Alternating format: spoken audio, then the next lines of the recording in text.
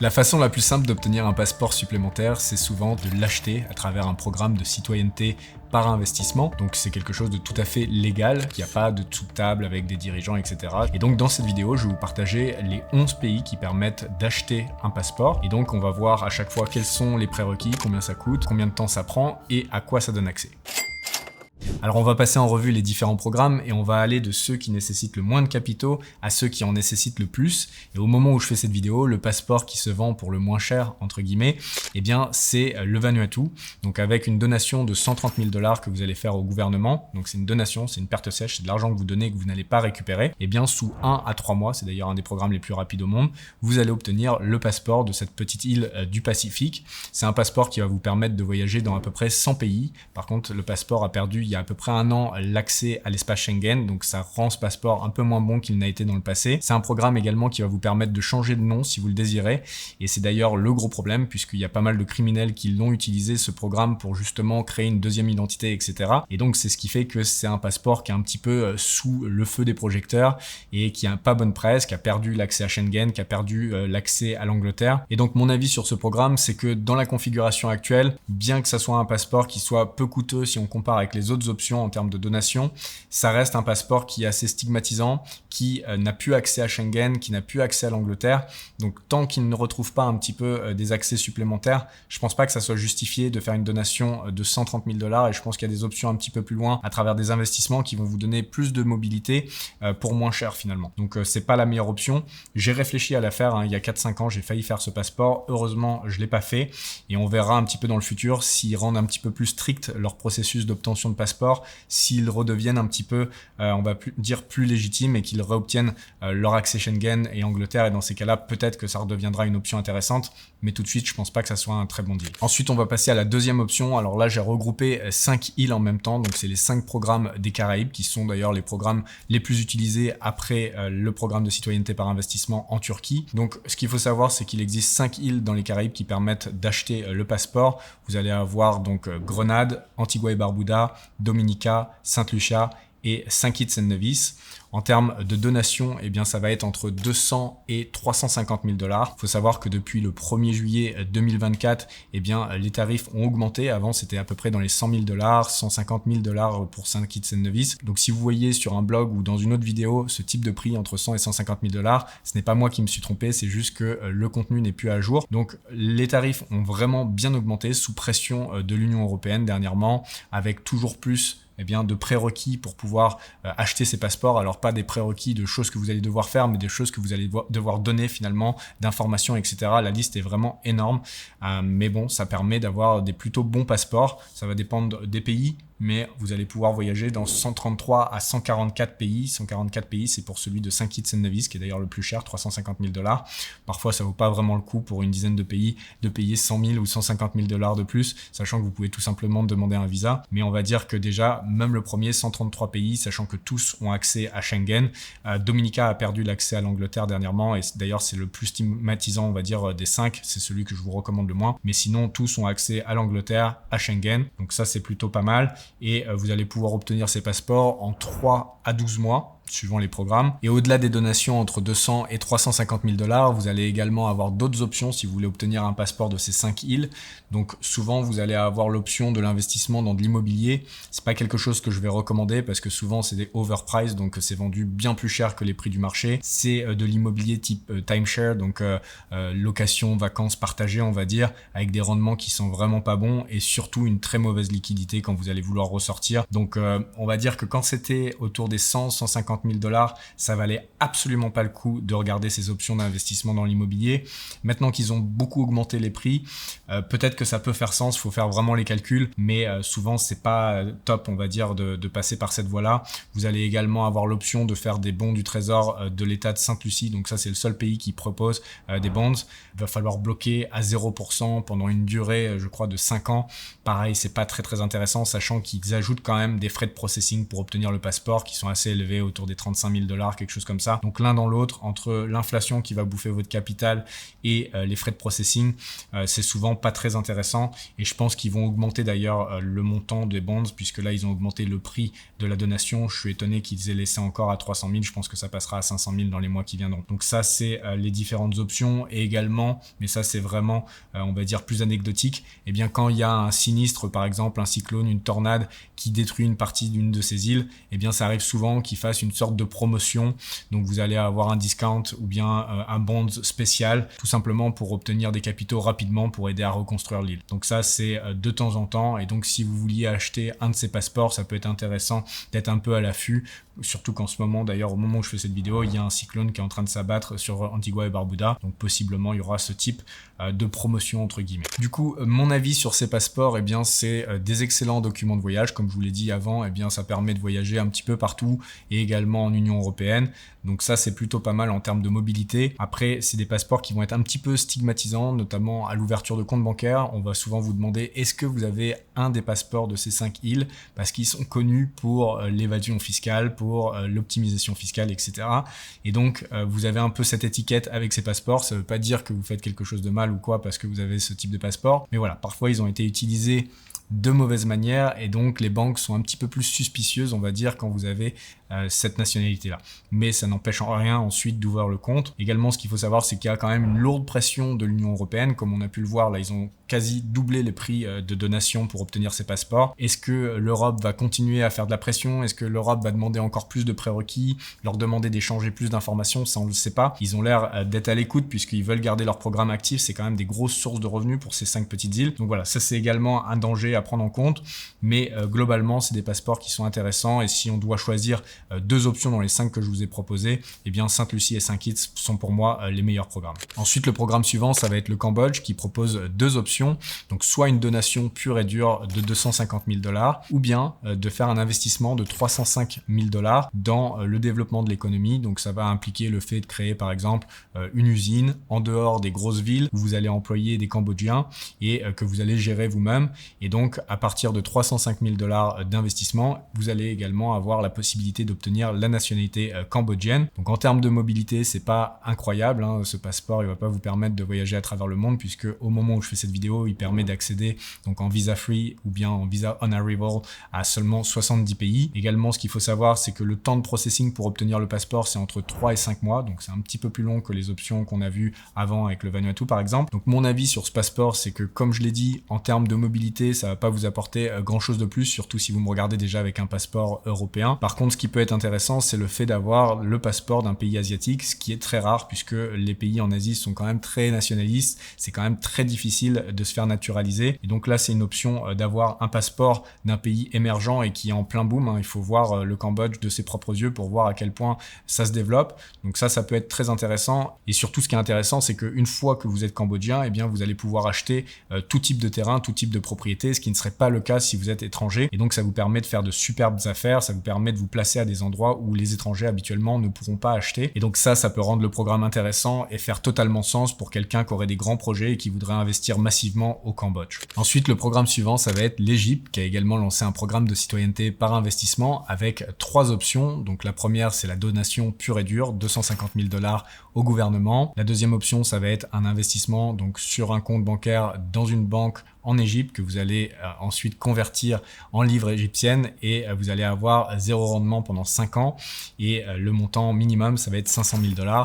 C'est pas très intéressant et la seule option que je trouve vraiment intéressante pour le coup, c'est l'investissement dans de l'immobilier. Donc vous investissez au minimum 300 000 $ et donc ça vous permet en 6 à 12 mois d'avoir le passeport. Donc ça peut être une option intéressante pour certains profils qui étaient déjà décidés par exemple à acheter de l'immobilier en Égypte ou bien qui avaient déjà 2, 3, 4 passeports et qui voulaient un passeport de plus pour le fun entre guillemets. Et bien là, dans ces cas-là, en achetant simplement de l'immobilier, sachant qu'il y a des coins qui sont vraiment sympas, et bien vous pouvez choper un passeport au passage.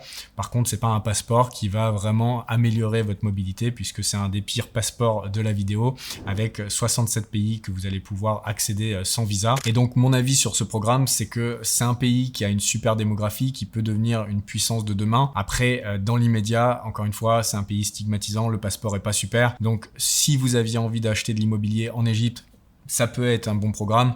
Sinon, je pense pas que ça soit dans les programmes les plus intéressants de la liste que je vais vous citer aujourd'hui. Ensuite, le programme suivant, ça va être la Turquie. Donc c'est un programme dont j'ai déjà parlé sur la chaîne puisque j'ai annoncé publiquement que j'étais devenu turc il y a à peu près 3 ans.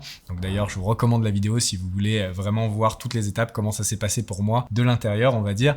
Donc c'est un programme qui met entre 3 et 4 mois pour être naturalisé. Après, dans la réalité, ça prend souvent un peu plus de temps, surtout dans mon cas puisque c'était pendant le Covid, ça avait mis dans les 10 mois si ma mémoire est bonne. Là, je pense que ça a dû redescendre autour des 6 mois, quelque chose comme ça. C'est un passeport qui permet d'accéder à 127 pays sans visa.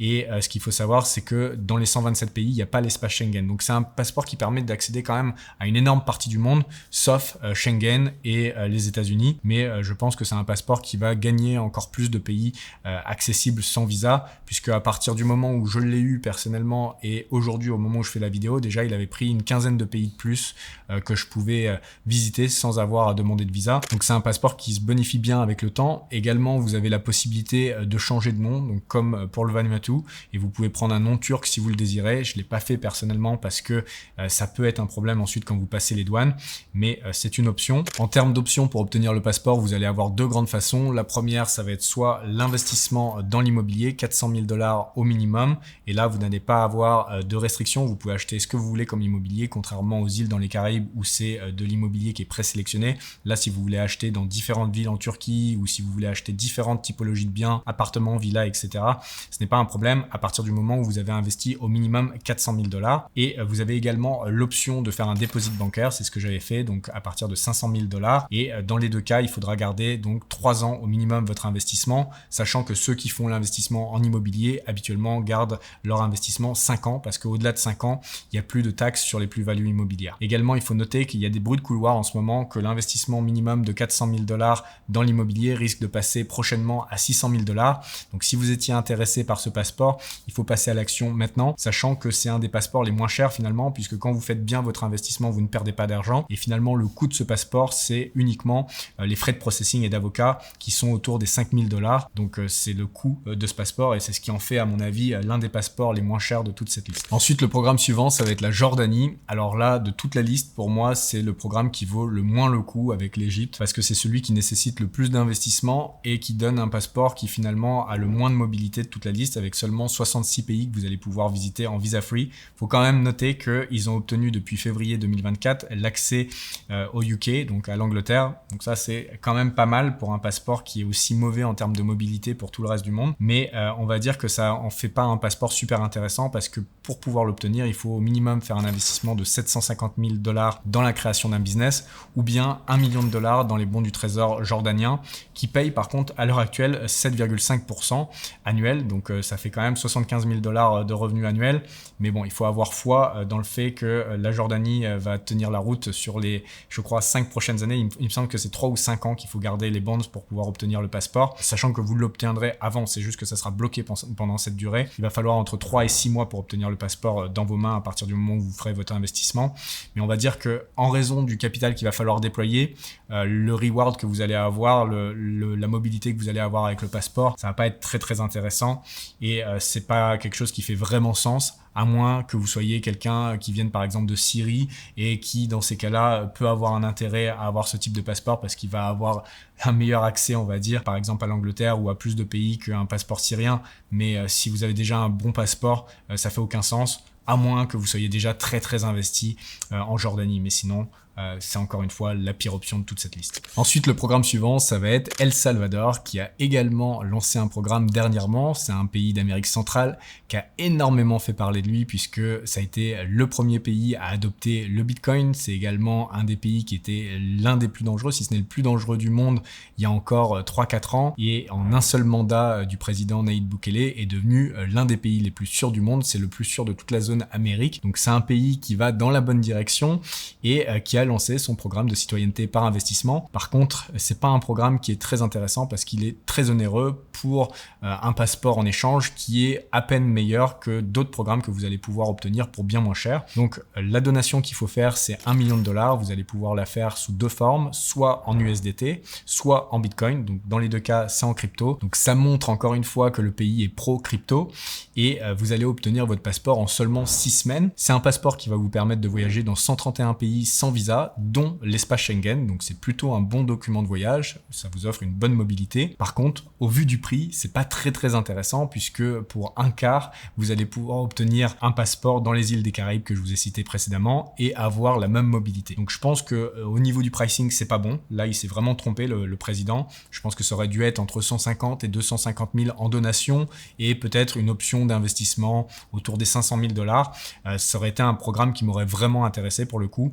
Mais là, à ces prix-là, je suis pas du tout intéressé. Je pense que ça va être intéressant pour ceux qui ont vraiment performé en crypto, qui ont des centaines de bitcoins et qui savent pas quoi en faire. Et peut-être quand le bitcoin va être à 3, 4, 500 000, eh bien dans ces cas-là, donner 2, 3 bitcoins pour obtenir un passeport supplémentaire d'un pays pro-crypto, ça peut être intéressant. Mais sinon, je vois pas l'intérêt dans l'immédiat et je pense que c'était surtout un coup de pub du Salvador puisque Nayib Bukele est vraiment très doué pour faire des effets d'annonce et donc ça lui a permis en fait de rayonner à travers les différentes publicités, les différents articles qui ont été faits à travers le monde de ce programme et de faire connaître encore plus El Salvador. À chaque fois, son objectif, c'est de faire connaître le pays et je pense que c'est un coup de pub qui a bien marché.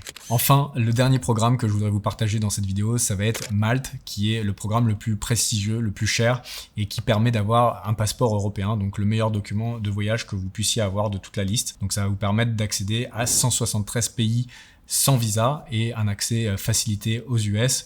Donc c'est un super document de voyage. C'est un passeport que vous allez pouvoir obtenir en 12 à 36 mois suivant la donation que vous allez faire, puisque ce qu'il faut bien comprendre, c'est que ce programme il est un peu particulier. Ça combine une donation plus un investissement. Donc la donation elle va être de 600 à 750 000 $. 600 000 vous allez l'avoir en 36 mois, donc en 3 ans votre passeport. Et si vous donnez 750 000, eh bien vous allez l'avoir en 12 mois, en 1 an. Donc si vous êtes pressé, ça vous coûte 150 000 € de plus. Mais c'est un passeport qui s'adresse à des gens qui sont vraiment extrêmement fortunés et pour qui 150 000 € ne fait pas énormément de différence. Et en plus de la donation, donc de la perte pure et dure, eh bien vous allez également devoir faire un investissement immobilier que vous allez devoir garder au minimum 5 ans et cet investissement doit être au minimum de 600 000 €. Donc c'est un programme quand même qui est assez lourd et contraignant, mais qui peut avoir son intérêt pour certaines personnes. Pour moi, ça ferait aucun sens puisque j'ai déjà un passeport européen, mais pour quelqu'un qui aurait une fortune très importante et qui aurait un passeport de mauvaise qualité, eh bien ça lui permettrait en investissant eh bien d'avoir vraiment le meilleur passeport qui puisse être acheté au moment où je fais cette vidéo. Également, ce qu'il faut noter sur ce programme, c'est qu'il est voué à être fermé puisqu'il y a énormément de pression de l'Union européenne pour fermer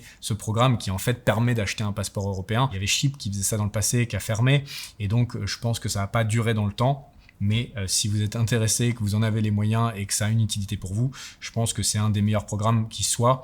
Encore une fois, si on en a les moyens. Il existe également d'autres programmes que j'ai pas cités dans cette vidéo, qui sont des programmes, on va dire, un peu moins simples et un peu moins directs et qui parfois nécessitent certains prérequis. C'est pour ça que j'ai pas voulu les ajouter à la vidéo parce que c'est vraiment des programmes un peu particuliers et parfois il faut par exemple déjà avoir un passeport Commonwealth pour pouvoir avoir le passeport, comme c'est le cas au Bangladesh où vous allez avoir pour 18 000 $ le passeport bangladais si vous avez déjà un passeport Commonwealth. Donc là, c'est plus des choses un peu anecdotiques. Il va y avoir également le Pakistan, Samoa, les Seychelles qui ont des programmes qui peuvent être intéressants.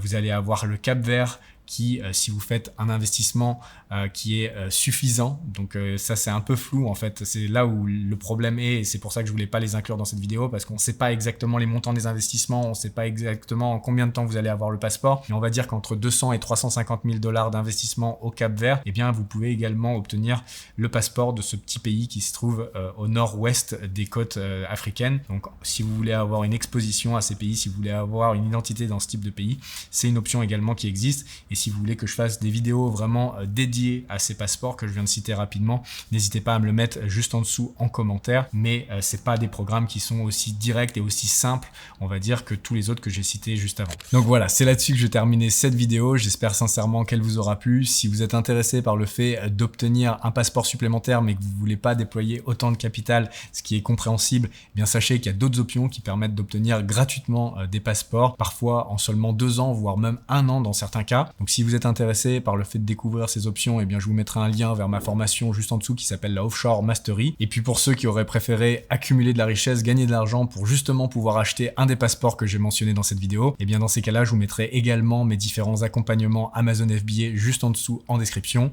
notamment le mentorat et la Super Seller Academy. Et donc si vous êtes intéressé par un de ces programmes, je vous laisse cliquer juste en dessous pour avoir toutes les informations. Et on se retrouve soit dans l'espace membre d'un des programmes, soit dans une prochaine vidéo YouTube. À très bientôt, ciao, bye bye.